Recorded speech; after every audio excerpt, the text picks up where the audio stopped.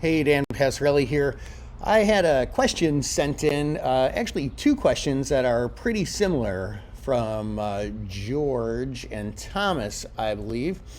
And that question is, when an institution buys, say, 50,000 calls in a stock, what does the market maker do, and could that affect the stock price?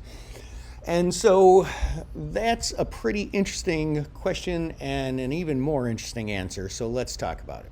When a big institution, Goldman Sachs, JP Morgan, or whatever, comes in and buys 50,000 calls, they're buying them from the market maker. So the market maker sells 50,000 calls. Now, market makers are not in the business of guessing direction. So the first thing they do is they hedge their directional risk, or their delta, by trading stock to offset it.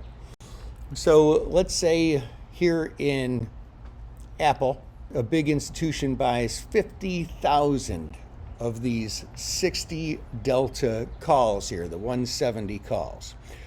Well, in order for the market maker to hedge that position, they have to buy stock to offset that risk on a 60 delta ratio.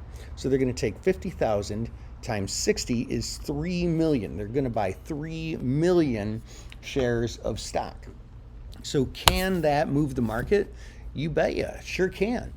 And so you can kind of think of options as kind of like an extension of the stock itself.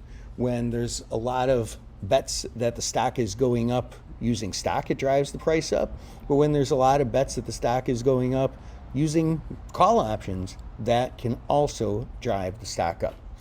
I hope that helps. This is Dan Passarelli, Trade Smart.